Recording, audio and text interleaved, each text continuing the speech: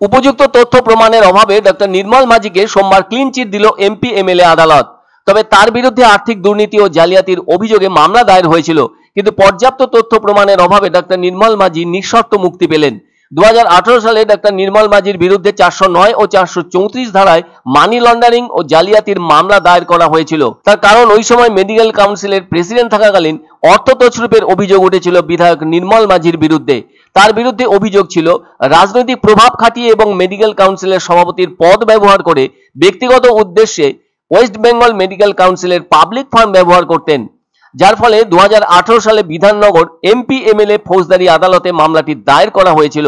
আর ওই অভিযোগ দায়ের করেছিলেন ডক্টর কুণাল সাহা। যদি উপযুক্ত তথ্য প্রমাণ থাকতো তাহলে ডক্টর নির্মল মাঝির 10 বছরের জেল হেফাজত হতে পারত বলে জানা গেছে। তবে এদিন অবশ্য সশরীরে হাজিরা দেন ডক্টর নির্মল মাঝি। নিশ্চয়ই মনে আছে সকলের, 2015 সালের জুন মাসে এসএসকেএম এর নেফ্রোলজি বিভাগে কুকুরের ডায়ালিসিস কাণ্ডে নাম জড়িয়েছিল ডক্টর নির্মল মাঝির।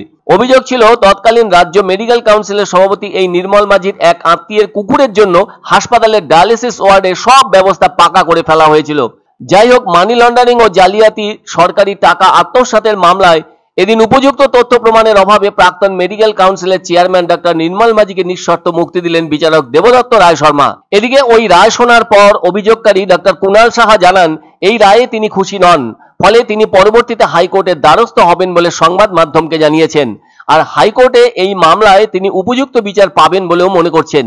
এক্ষেত্রে উল্লেখ করা দরকার, তৃণমূল কংগ্রেসের নেতা মন্ত্রীদের বিরুদ্ধে আগেও এমন অনেক মামলা হয়েছে, তাতে গ্রেপ্তারও হয়েছেন অনেকেই। এমনটা হলে কি হবে, জামিন পেয়ে একে একে বেরিয়েও এসেছেন। তবে এখনো দুজন মন্ত্রী জেলেও আছেন। এ ব্যাপারে একটা কথা বলতেই হয়, ডক্টর নির্মল মাঝি কিন্তু গ্রেপ্তারও হননি, আবার তিনি জেলেও যাননি।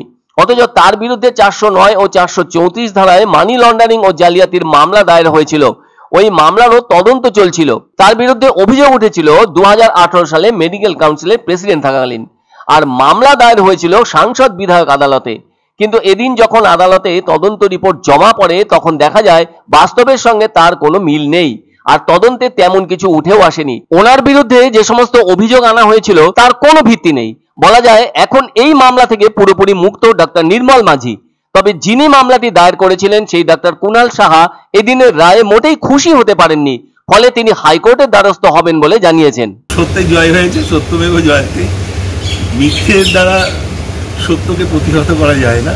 আর আমি কোনোদিনও মেডিকেল কাউন্সিল থেকে একটি নয়া পয়সা নিই, অনেকে 50,000ও নেয়।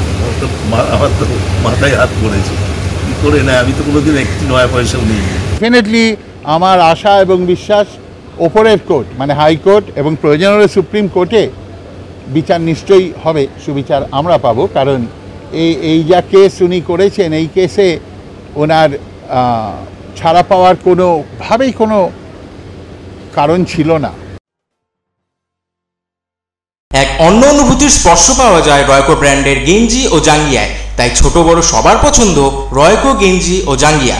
প্রস্তুতকারক জয়মনি হোশিয়ারি, কলকাতা। আনন্দ সংবাদ, আনন্দ সংবাদ। 30 বছরের নির্ভরযোগ্য প্রতিষ্ঠান ইন্দ্রমণি রাইস মিল। আমাদের কয়েকটি জনপ্রিয় ব্র্যান্ড হলো তাজ, বরলি, খুশি ইত্যাদি।